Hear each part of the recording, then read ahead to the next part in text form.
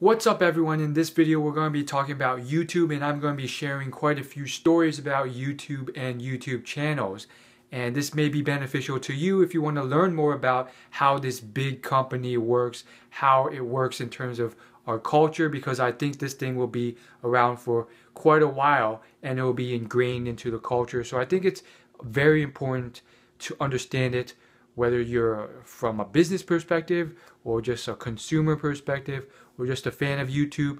And I think this will be very beneficial if you ever one day decide to start your own YouTube channel.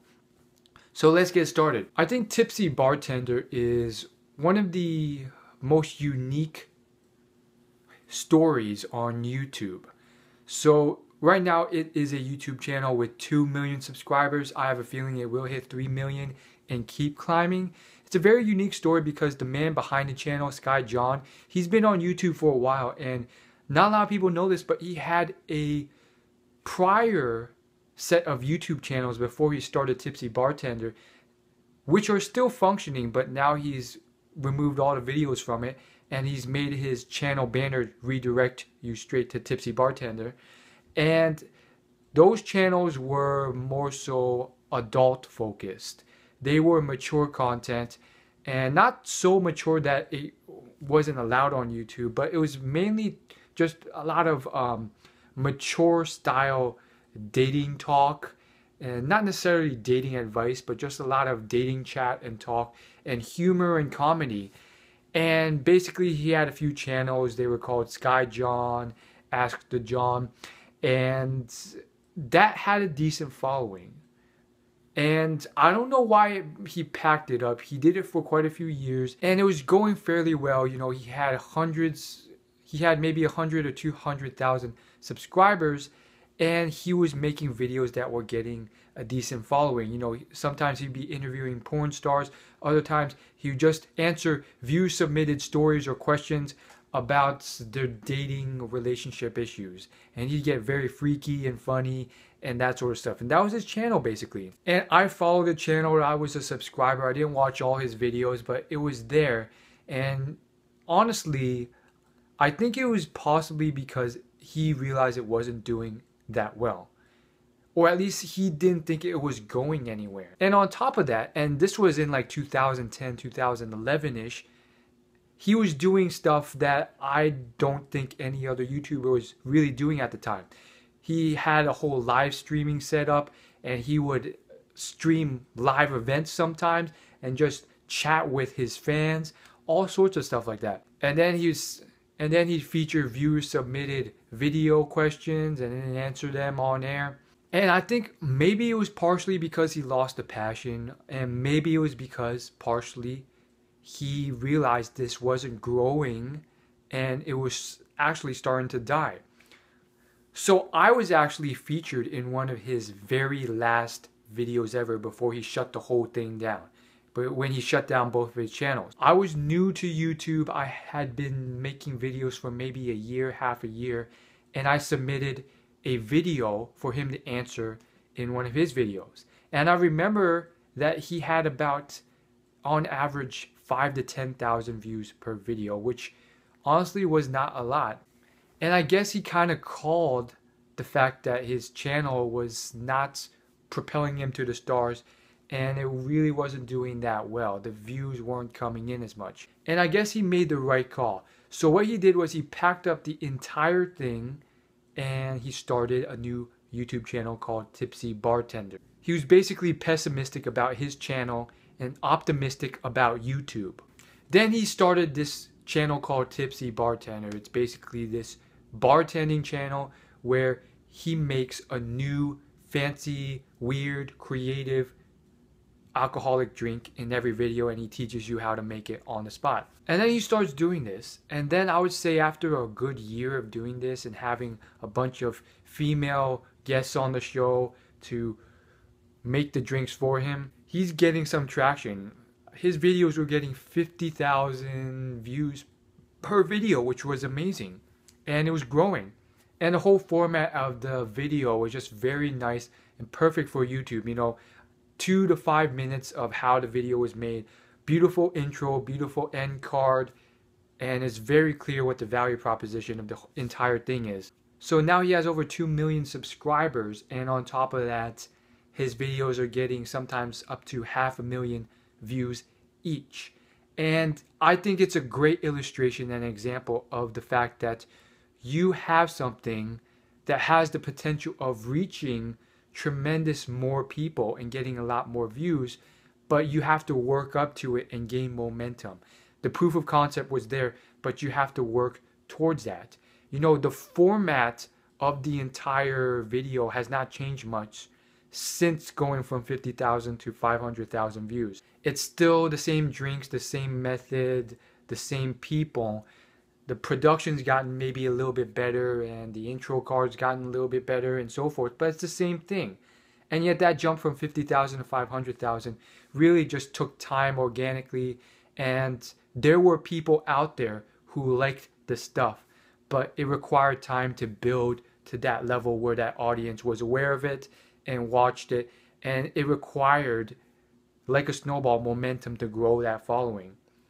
So I think that's a great example and lesson for creators who initially might be thinking, maybe people don't like my content, but in reality they just don't know about it yet. And I think it's a good lesson that maybe sometimes you have to consider, is this thing really something that is worthy, or maybe I need to pack up the bags and start from scratch.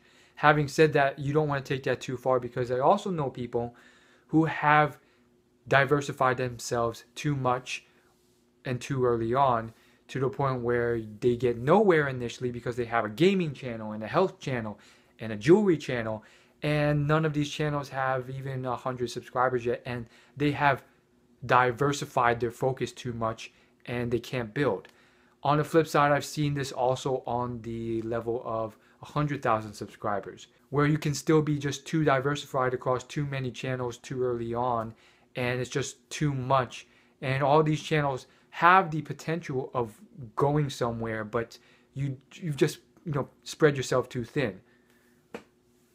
So what Skyy John did, however, was he really focused intently on these 2 channels initially and nothing else for a while before really packing up the bags.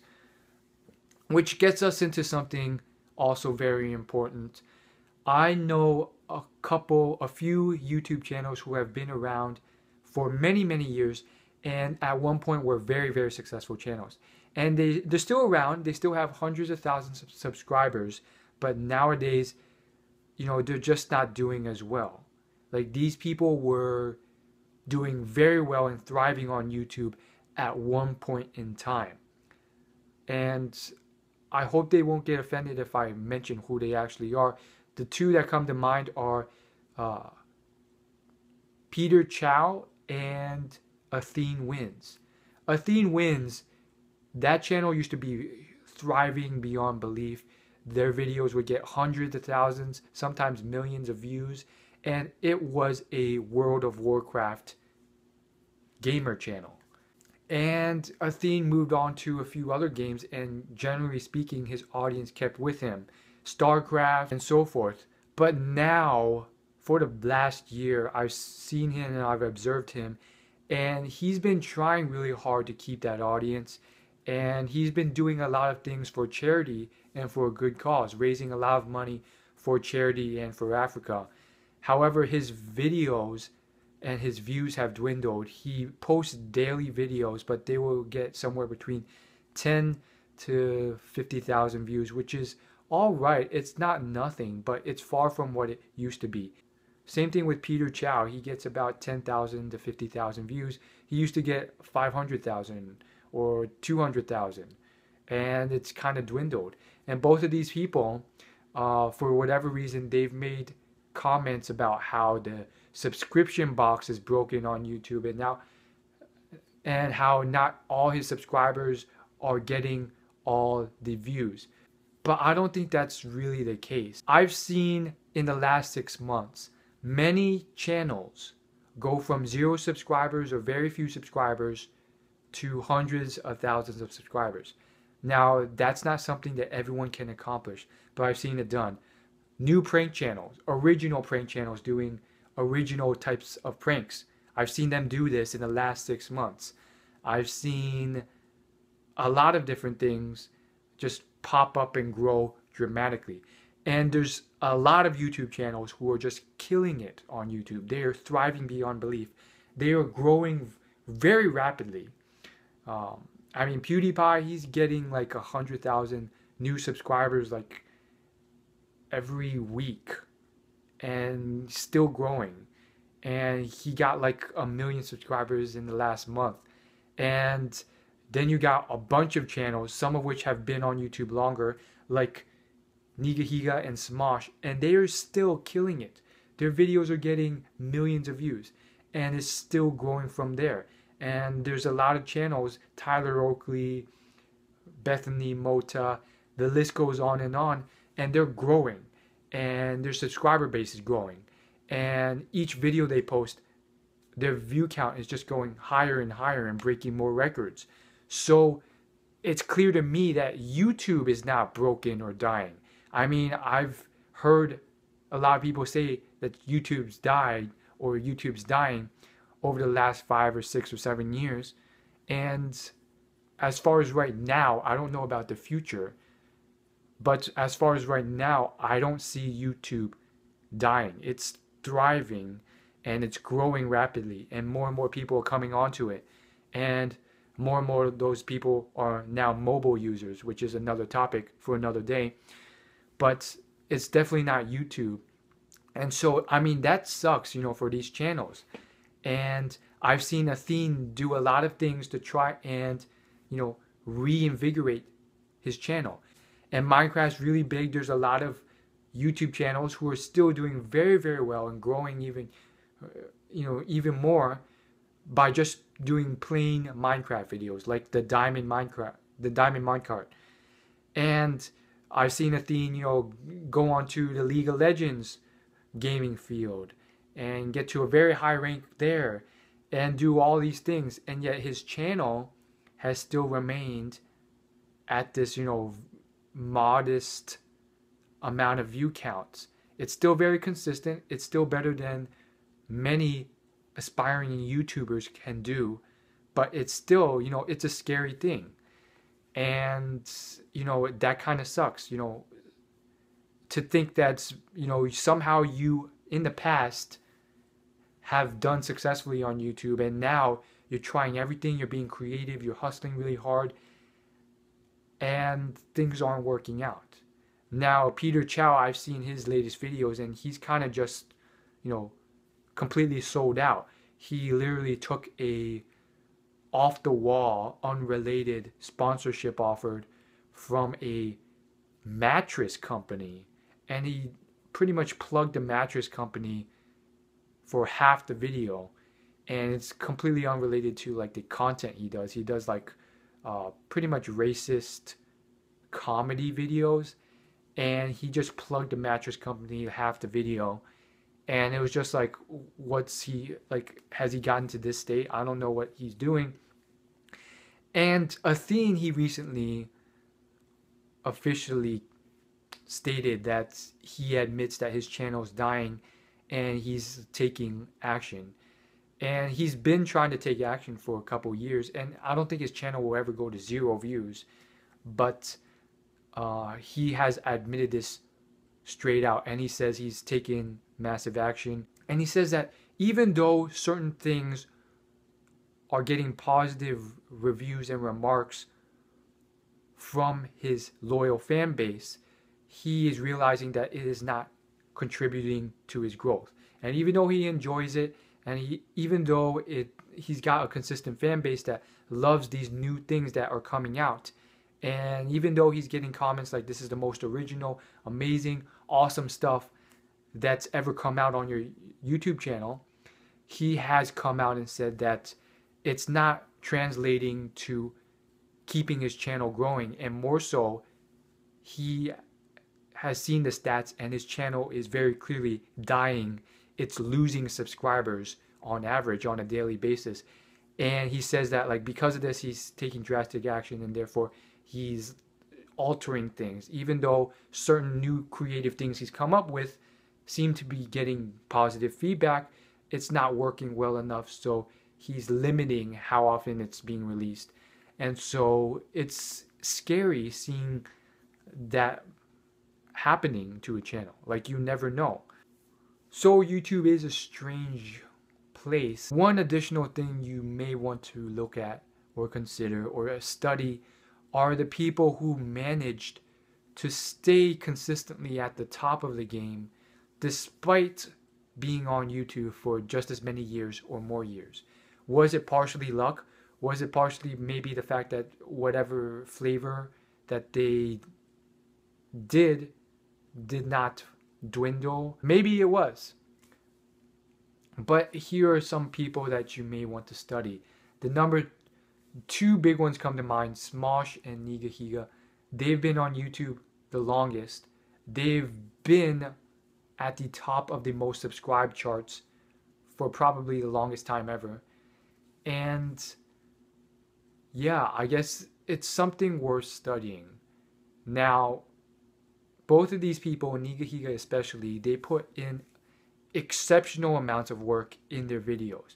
They over deliver. They bring tremendous value in their videos. They do above and beyond stuff. And that's the one big thing just off to the top of my head I can see them doing that really just keeps them where they're at. So in summary, if you got nothing else out of this, I think one important thing to realize is that YouTube itself may not be the problem. It may just be your channel. You may have to, restructure it, rethink things, rework things, and sometimes you do all that and it's still not working. And that might require, if you really want this to work, and it sucks, that this can happen to creators, but you may have to start studying tremendously all the other channels that are thriving. Not just one or two. I think there's so many channels that are just destroying on YouTube right now. Like, for someone like me who watches tremendous amounts of different YouTube channels and see a lot of them just, grow dramatically, even to this day, like every day they're growing, I know that YouTube in and of itself is not dying. And I don't think you should, in this case, as in life, I don't think you should point the finger or blame anyone or blame anything. Keenan Cahill is another example. He had a lot of viral videos with millions of views where he lip-synced to popular pop songs. And he's still doing it to this day, but he gets about 10,000 views per video now. And I guess it was more of a fad thing that died out. And unfortunately, most of his videos get a lot of dislikes. And that sucks. And it's admirable that he keeps going. But, I don't know what to say. I think a long-term strategy is obviously the best one. And, the best thing I would say is study the people who have created long-term strategies. I think an interesting one to look at is Rebecca Black. Now, she took that one music video of hers called Friday that got tons of dislikes, and she turned that into her own YouTube channel, youtube.com/Rebecca, and it's doing very, very well.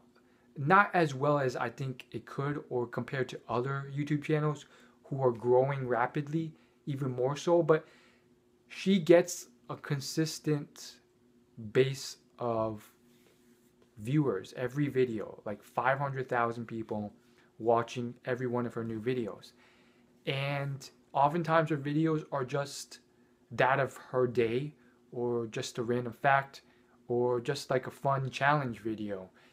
And she's sort of turned that into a personality-based YouTube channel where people come to her every day just to, enjoy her presence and be entertained, and for that relationship. And that's a very, very tough thing to pull off. There's thousands, tens of thousands of teenagers who are trying to do the same thing, and maybe 50 who have pulled it off really well. Like Tyler Oakley, he did a video about Chipotle, and that got like 1 million views.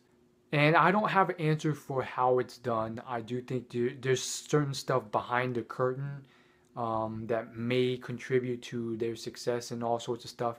And by that I mean, you know, just like small things you don't notice, like good instrumental music, very bits of humor that are maybe scripted or just like really well thought out. They may bring a lot in other ways. I mean, Tyler Oakley did a 30-month collab with 30 top YouTubers. There's a ton of tweens and kids who love that relationship type thing, and they love seeing these people interact and talk and joke around and have fun. To this day, I'm still trying to figure that whole thing out. But there you go. As always, like and subscribe. Thanks for watching.